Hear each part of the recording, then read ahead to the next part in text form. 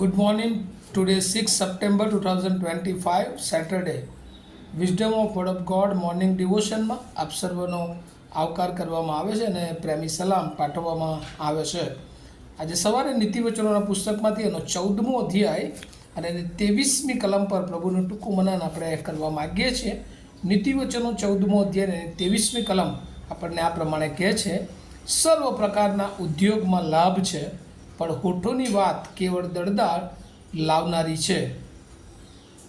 NIV Bible પ્રમાણે Proverbs chapter 14 verse 23, all hard work brings a profit, mad talk leads only to poverty. આજે આપણે જે વચનો જોઈ રહ્યા છે ને એને એક મુદ્રાલેખ થીમમાં જોવું હોય તો ડિલિજન્સ પ્રોફિટેબલ, એટલે કે ખંત એ નફાકારક હોય છે. અને આજે આપણે જ્યારે દુનિયામાં સેક્યુલર લાઈફમાં જોઈએ છે તો આજે લોકોને મહેનત કરવી ગમતી નથી, પણ બધાને જાણે કે રાતોરાત ગમે તે ભોગે એ માલામાલ પૈસાવાળા થઈ જવું છે.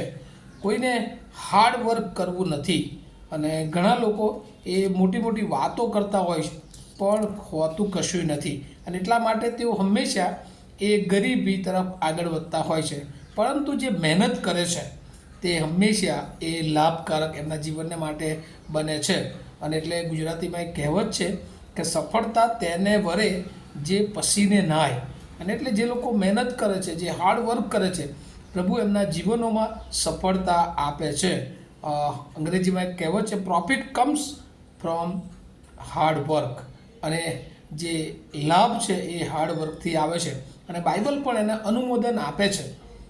ઉત્પત્તિનું પુસ્તક એનો 3જો અધ્યાય અને એની 19મી કલમ જો આપણે જોઈએ તો ત્યાં લખવામાં આવ્યું છે કે તું ભૂમિમાં પાછો જશે ત્યાં સુધી પરસ્યો ઉતારીને તેમાંથી રોટલો ખાશે, કેમ કે તું ધૂળમાંથી લેવાયો છે અને પાછો ધૂળમાં મળી જશે. અને એટલા માટે બાઇબલનું વચન પણ આપણને શીખવે છે કે આપણે હંમેશા આપણા જીવનમાં હાર્ડ વર્ક કરવું પડશે, આપણો પસીનો ઉતારીને આપણે રોટલી ખાવી પડશે. દેવનું વચન છે અને તો જ આપણે આશીર્વાદિત થઈશું. રોજની રોટલી મેળવવા માટે પણ આપણે મહેનત કરવી પડશે, અને એટલા માટે મહેનત કરવામાં હંમેશા એ તૈયાર રહેવાનું. એ સેવાની વાત હોય, એ કૌટુંબિક વાત હોય, એ જોબની વાત હોય, એ બિઝનેસની વાત હોય, જો જે લોકો આળસુ રહે છે, જે લોકો મહેનત કરતા નથી, એ લોકો નિષ્ફળ જતા હોય છે.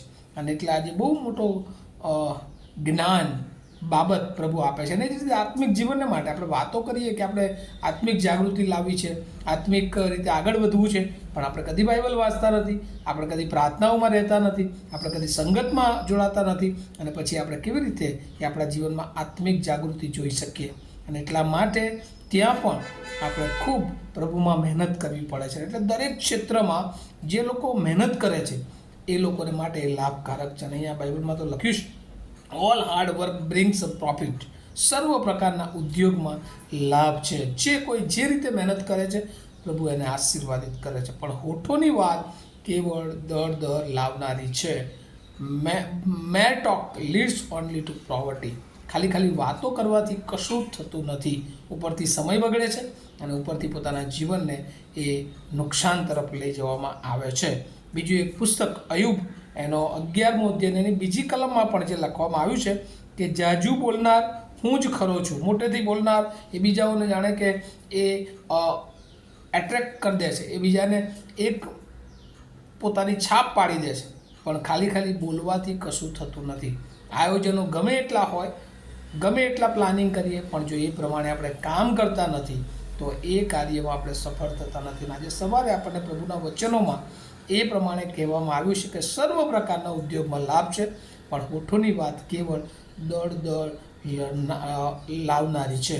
અને એટલે આજે આપણે સચેત થઈ જઈએ, આપણે અવેર થઈ જઈએ અને આપણું જે કંઈ કામ ઈશ્વરે આપ્યું છે આ પૃથ્વી પર, આપણે પોતાના જીવનને માટે હાર્ડ વર્ક, ખૂબ એ સખત મહેનત સાથે આગળ વધીએ અને પ્રભુ આપણને આશીર્વાદ આપવા માગે છે. જ્યારે આપણે હાર્ડ વર્ક કરીએ છીએ ત્યારે પ્રભુનો પ્રેમ, પ્રભુની દયા, પ્રભુનો આશીર્વાદ તો આપણી સાથે છે જ, પણ મહેનત કરવી પડે છે. અને જો આપણે મહેનત કરીએ છીએ, એ એજ્યુકેશનની વાત હોય, એ કૌટુંબિક વાત હોય, એ નોકરી ધંધાની વાત હોય, પણ બધામાં જેટલી જેઓ મહેનત કરે છે એ પ્રમાણે એને ફળ પડે છે. અને ઈશ્વરનો આશીર્વાદ એ મહેનતમાં ઈશ્વર મોકલે છે.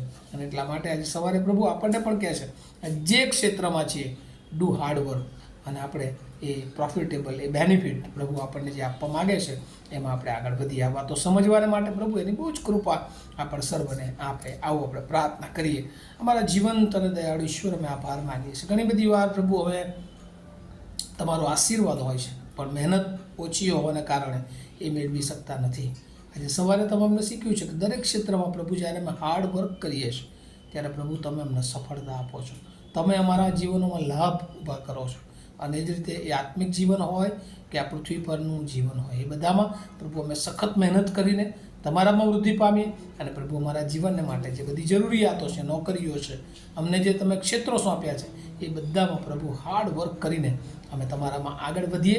અને પ્રભુ આ પૃથ્વી પરના આશીર્વાદો અને અનંત જીવનરૂપી આત્મિક આશીર્વાદો અમે મેળવતા જઈએ એવી પ્રાર્થના ઈસુ પ્રભુના નામમાં સાંભળો અને તેનો સ્વીકાર કરો.